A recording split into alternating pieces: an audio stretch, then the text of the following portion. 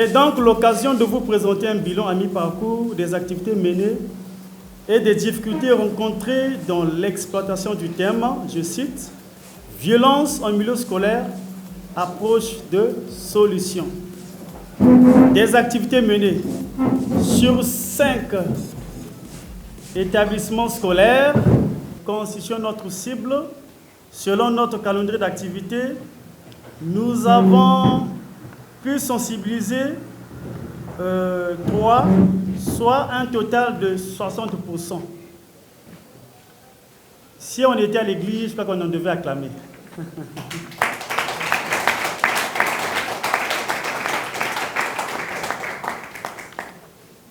Petit 2, des difficultés rencontrées. La toute première est celle liée aux finances. Malgré la bonne volonté de certains partenaires, nous n'avons pas été en mesure d'atteindre tous nos objectifs. L'idéal était aussi de primer les meilleurs élèves.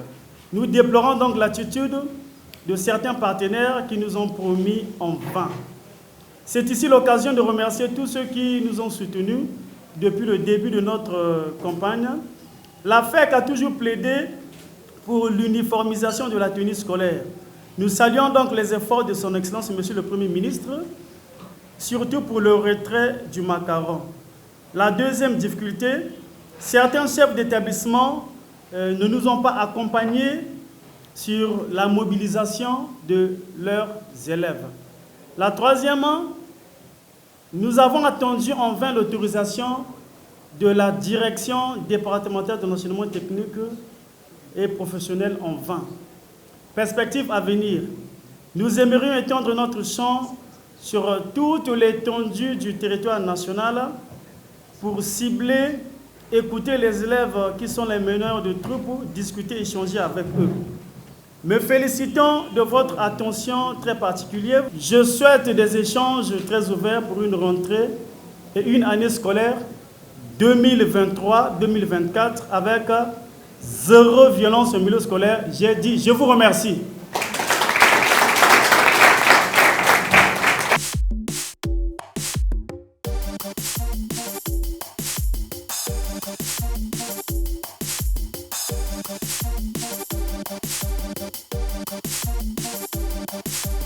Au nom du ministre de l'Enseignement préscolaire, primaire, secondaire et de l'alphabétisation,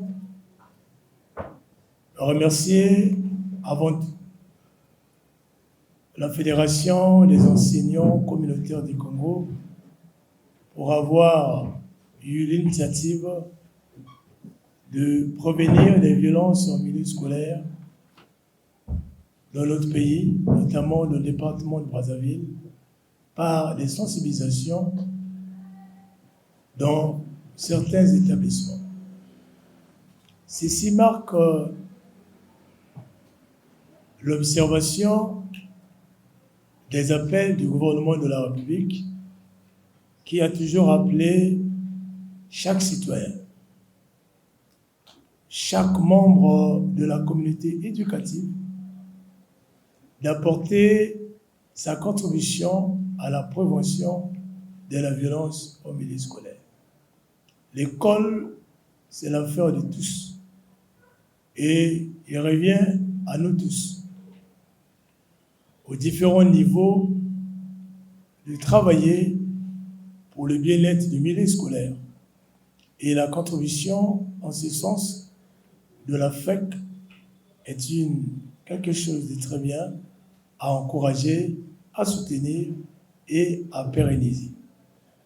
Nous avons été témoins, pour ne pas dire accompagnants, parce que nous avions accompagné ces différentes descentes en donnant un message du ministre au niveau des élèves, au niveau des enseignants, des équipes de maîtrise, pour prévenir des violences au milieu scolaire. Le combat contre la violence au milieu scolaire, c'est un combat lié à la qualité de l'éducation. Quelle que soit la bonne intention des enseignants de distribuer le cours, mais s'il n'y a pas la quiétude dans un établissement, les efforts seront anéantis.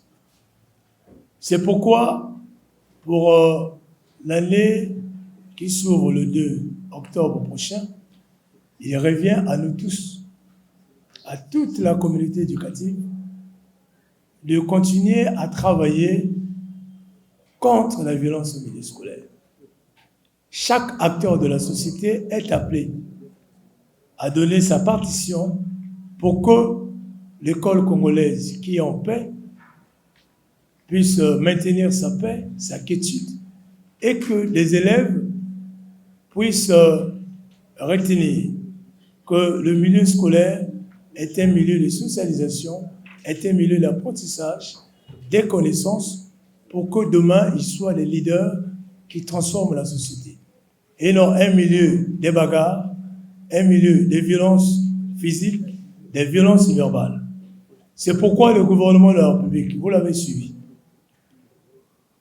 comment le Premier ministre de la République, chef du gouvernement, M. Anatole Koné-Makosso, a pris un décret portant l'uniformisation de la tenue scolaire. Et dans le même décret, on parle de la discipline au milieu scolaire. Simplement parce que il revient que certaines violences étaient dues à la distinction des couleurs.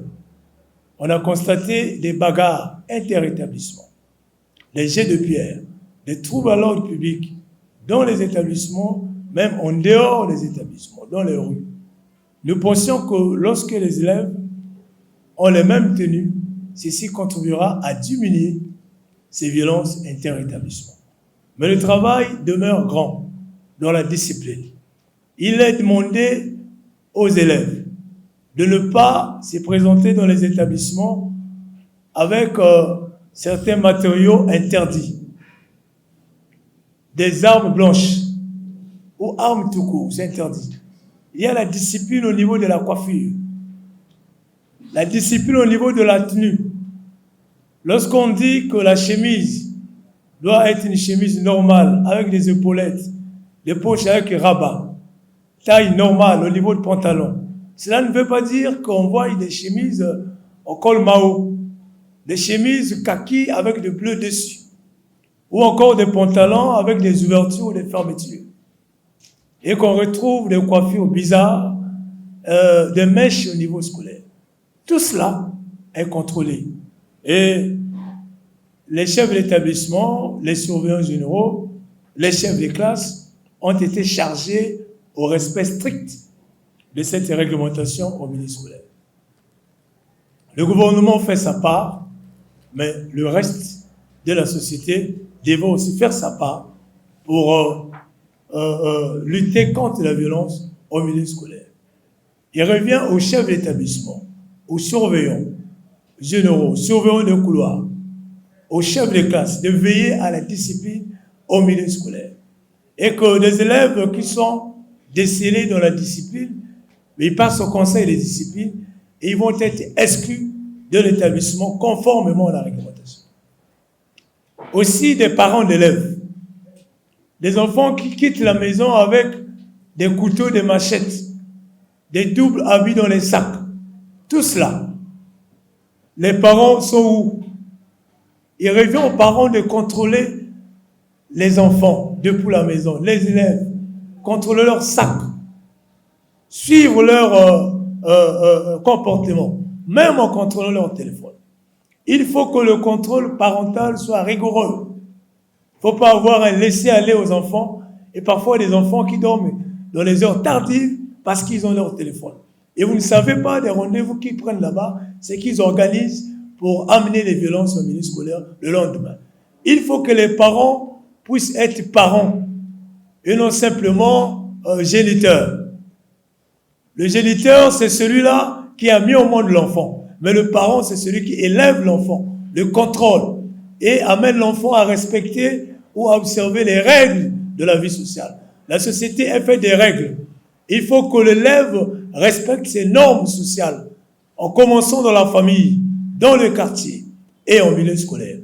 L'école, pour qu'elle puisse aller plus loin, dans la quiétude, dans la paix, mais il faut que, depuis la maison, les dispositions soient prises pour contrôler les élèves. C'est pourquoi la responsabilité est aussi aux voisins dans les quartiers, aux chefs de quartier, aux autorités locales dans les quartiers. Comment surveiller les jeunes dans le quartier? Il y a aussi au niveau des enseignants. Quelqu'un a dit ici, il faut que les enseignants apprennent à respecter le calendrier des cours, l'emploi du temps. Lorsque des élèves dans un établissement, les heures de cours, il n'y a pas l'enseignant, qu'est-ce que vous attendez? Mais ils peuvent violer la discipline de la salle, se retrouver en train de faire des bagarres, se retrouver dans la cour, parce que l'enseignant n'est pas là. Les enseignants doivent remplir leur volume horaire. Il ne s'agit pas des simples formalités, mais il s'agit de la vie des élèves congolais. Il s'agit de transmettre les connaissances avec amour, avec passion. Et que vous soyez titulaire, volontaire, bénévole, finaliste, prestataire, il faut remplir ces horaires, son emploi du temps, pour occuper les élèves.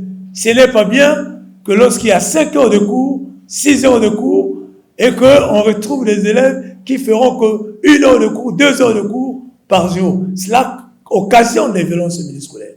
Donc, il revient aux enseignants de veiller à cela et de discipliner les apprenants.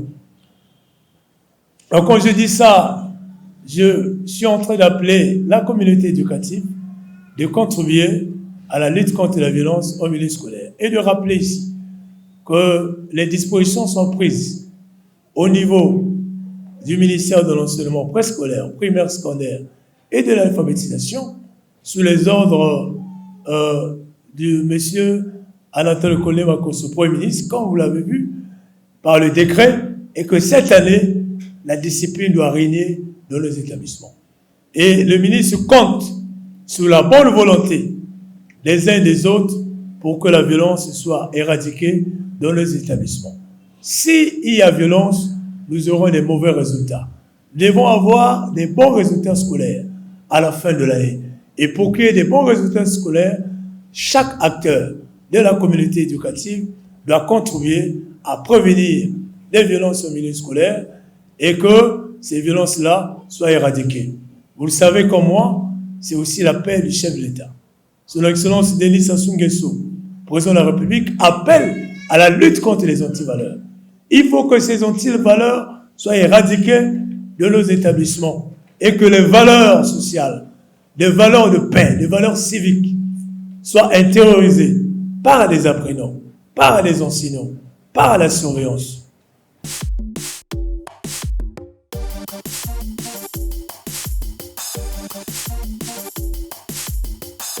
L'enseignant est modèle quand lui-même montre aux élèves la valeur du travail et montrer aux élèves que chaque travail a un matériel qu'il faut être utilisé.